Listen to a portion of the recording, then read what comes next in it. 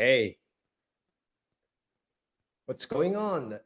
This is the Melvin Live Show and episode 121. I wanted to share with you about the five mental models, but before I talk to you about the five mental models, let me share with you what actually happened today. So, I was looking at ways to post content on Twitter. And actually, Twitter is one of my favorite social media because of the ability to kind of tweet at anybody. And sometimes you never know, you might even get a re- reply back from some of this arguably, you know, verified account, important people, right? And so I was sending out some, I was just tweeting on Twitter today, and I talked about the idea of the quality of life, right? The quality of life, it's a function of the quality of your mental model.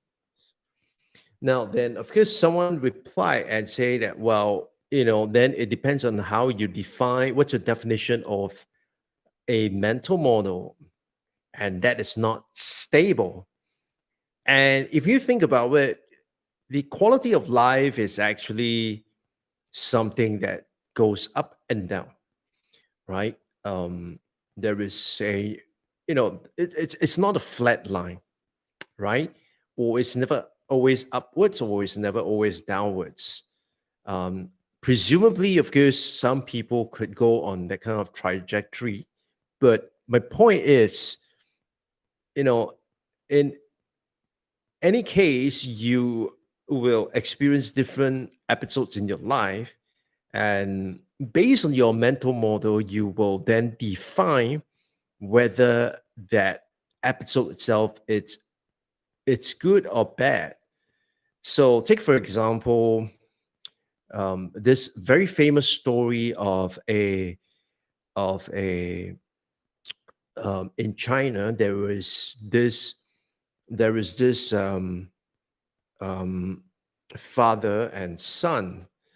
And one day, this father and son were out hunting, and they came back with a horse, a very, very beautiful and very powerful horse.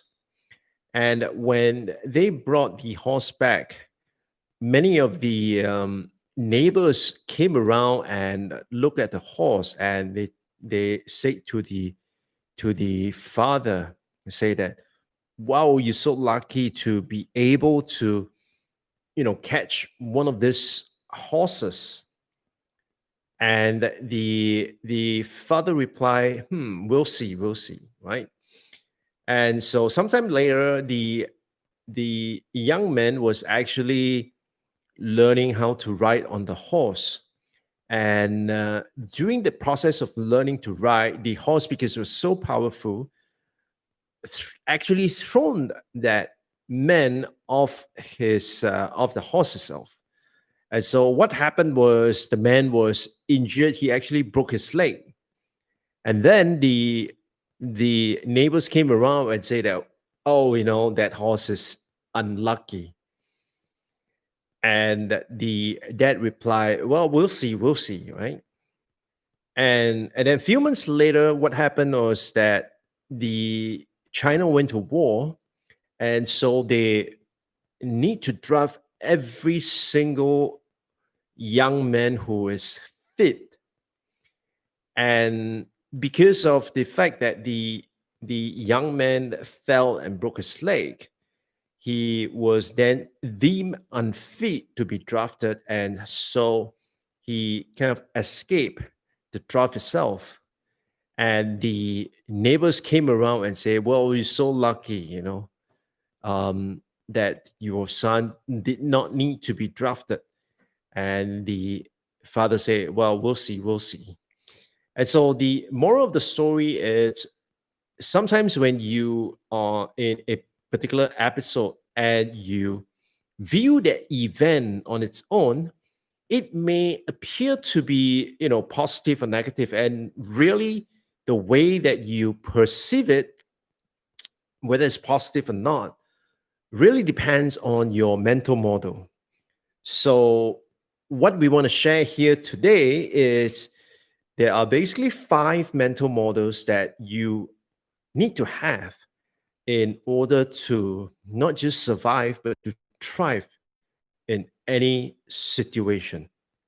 Right. And so without further ado, what we're going to do is we're going to go deep into each of these 5 mental models. So mental model number 1 is actually taken from the Bible. I believe, if I'm not mistaken, is Galatians chapter 6, verse 7. And part of the verse itself say, he reaps what he sows. And so that is the first mental model that you and I must have, because in whatever we do, the whatever we do today, we will see the consequences of those actions tomorrow.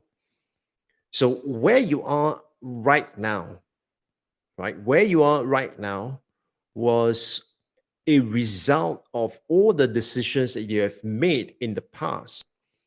And during that time itself, it may seem like a great decision, but now it may seem like not so great a decision. Or conversely, during that time, it may seem like a really silly decision, but right now, that decision turns out to be one of the best that you ever had. Right. So the first thing is really to the first mental model to have is to understand that everything has what we call a cause and effect. And what you cannot control, it's the effect. But what you can control, are the causes. So decide this very day moving forward, what are the actions that you are going to take? Because those actions itself is going to have an impact on your life and the quality of your life moving forward. All right, so that's mental model number 1. Now, having said that, while we recognize that you reap what you sow, it's a cause and effect, not all actions are actually going to result in the same level of outcomes. What do I mean by that? So, for instance, if you are looking at building your digital business, you could do many things, right? You could spend a lot of time building the website. You can spend a lot of time doing research into the people that you want to reach. You can spend a lot of time thinking about the kind of products that you want to create. And at the end of the day, you need all these activities. You need to put in all this work, whether it's done by you or by somebody else. That's another discussion altogether. But you need to put in all this work in order to have that outcome itself. That said, if you review the work that has been done, you will come to realize that 80% of the outcome is actually derived from 20% of the work. And it's usually very true because 80% of the revenue is actually contributed by 20% of your clients, right? 80% of your profit, it's a result of 20% of sales that you get. And so the second mental model that you must have after reap and sow, it's the mental model, the idea of the Pareto principle, the 80-20 rule, as they call it. So while you understand that there are certain things that you must do in order for you to achieve an outcome, not all effort is going to bring you the same level of outcome, right? So that's the Pareto principle. Now, the next question really is, now, once I know the cause and effect, I know the Pareto principle, but how do I decide what to choose, right? What activities to choose that is going to give me that impact, right? Which 20% of the activities, what is the decision criteria for selecting this 20% activities that is going to give me 80% of the results? And so that's the third mental model. And the third mental model, it's basically the difference between type 1 decisions and type 2 decisions. Now, type 1 decisions are basically decisions that are very difficult to reverse. In other words, if you decide to do this, and this is a type 1 decision, and if you implement it, the outcome, it's almost irreversible, right? So it's something that is going to be difficult to reverse, something that is difficult to change course. So think about when you decide on creating your digital business, if the main bulk of your business is going to come solely from social media, in other words, you follow that path of build as many followers as you can and then turn those followers into paying customers, and you are leveraging just a particular social media platform to do that. Now, what that's going to happen is that is a type 1 decision, because when you choose that, and if for some reason Facebook or whichever social media account decide to shut you down, then overnight, there is almost nothing you could do to reverse that decision, or to reverse all the action, all the hard work, all the blood, sweat, and tears that you have put into building your digital business. So those are type 1 decisions. Now, type 2 decisions are basically decisions that can be easily rectified. So, for instance, if you build your digital business and you decide to, build using your own website, right? You decide to build your entire business out of your own website itself. And let's say you chose a wrong hosting company for your website, and it go terribly wrong, right? And it resulted in your site crashing and people can't go to your site. Well, while that is detrimental, it is not exactly irreversible. I mean, you can do something about that. So the way to think about this is that when you're deciding on the 20% of the activities, the 20% of the activities are going to be largely the type 1 decisions, right? These are the ones that you know that if you make this decision, that later on it's going to cause you an irreversible outcome itself, then you really want to pay attention to that kind of decision, right? That type of actions. So we have reap what you sow, we have 80-20 rule, we have a type 1 versus type 2 decisions. And, and then next, sometimes the decision that you make, um, you may only be focusing on your interest alone, where in fact, if you're looking at it, especially from a business point of view, there will always be other stakeholders, right? And of course, these stakeholders could be, or put it this way, there will always be other parties involved. Now, some of these other parties, for example, could be your customers. Now, sometimes the customers that you have are the very people that will not seek you out. Instead, these are the people who would learn about your services and learn about the things that you do from another group of people. So think about it this way, if you have a 2 by 2 matrix, and on one level, it's people who are going to have a great deal of influence on your business, and the other axis is people who brings in the revenue for you. So you want to decide, like, where how your decision is going to impact all these different stakeholders.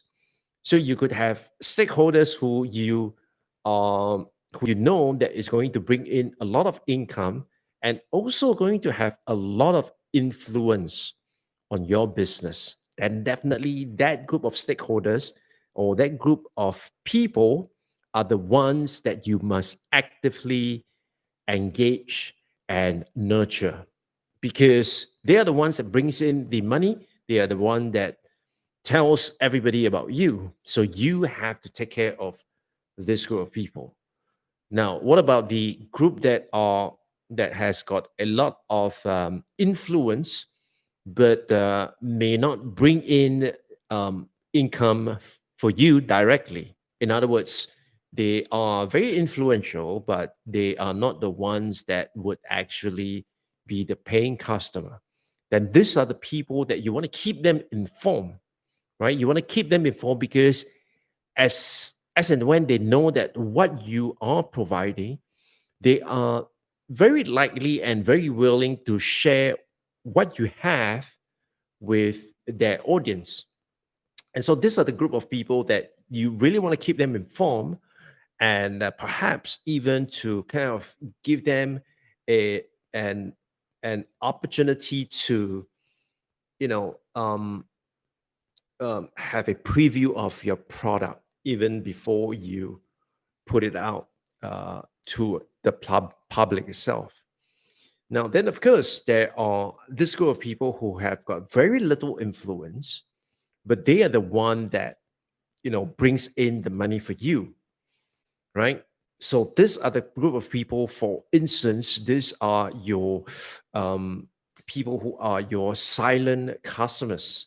I mean, they consume and they use your services, and they are happy with it. They are probably even recurring customers, right? Customers who buy from you again and again, but they don't quite tell people about you. So what do you do with this group of people? Well, with this group of people, what you want to do is you want to make sure that they are satisfied, because once they are satisfied, they will then continue to bring in the income for you. They will, be a recurring customer for you. And then, of course, you have the fourth group, which are the people that have very little influence on your business and doesn't bring in the money. What do you do with these people? I think you know the answer, right? Okay, so that is the fourth mental model that you must have. And then finally, the last mental model that you must have is the following, right? This this last mental model is something that I think many of us get caught up with, especially those of us who are, quote unquote, we call ourselves perfectionists, or, we want to make sure that things are right before we put it out. Now, this last mental model, it's basically this: done, it's better than perfect, right? Done is better than perfect. Now, this mental model is crucial because you can go up to mental model number one, number two, number three, number four, and then you hold back, right?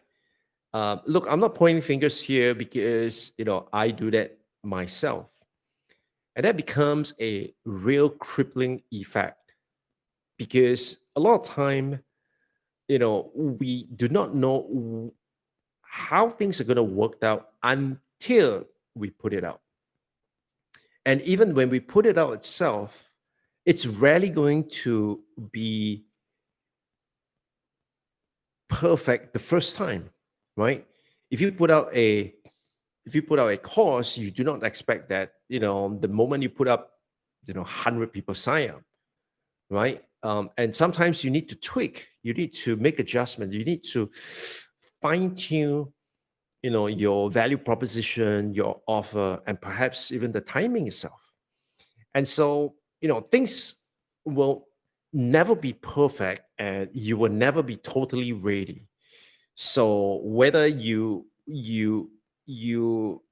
see it as um, get started before you are ready, or done is better than perfect, the idea behind it is the same, right? Once you have all this decision made, the next thing you want to do is to implement. Because with the implementation, many a times these days, we learn by doing. As we implement, we get greater clarity. As we implement, we better understand what we can do, what we can't do, how we're going to do it, what is the workflow like, what are people responding to, what are people not responding to. We learn from there. And so the main idea is to start executing. Now, of course, when you start executing, you also need to put your ears up because you want to collect data, you want to look at information, and you want to be able to tweak it in such a way that is going to help you become better over time so that you can become nearer to being perfect. But trust me, you will never be perfect, right? So, in summary, the five mental models are: number one, reap what you sow. Remember, it's whatever you put in right now, today, you are going to see the outcome tomorrow. Secondly, you need to understand that not all actions are made the same. And so, not all actions are going to give you the same type of results. And that's where mental model number two comes in, where we talked about the Pareto principle, the 80-20 rule, that 20% of this actions is going to bring about 80% of the results. And then when it comes to mental model number 3, this is where how do I decide on which are the 20% that I should focus on? And one way to help you make that decision is to be able to clearly delineate that these are type 1 decisions, because these decisions, when it's made, it's almost irreversible. Whereas there are type 2 decisions that are easily reversible. And so obviously you want to invest your time into looking and taking action on those actions that are highly irreversible, right?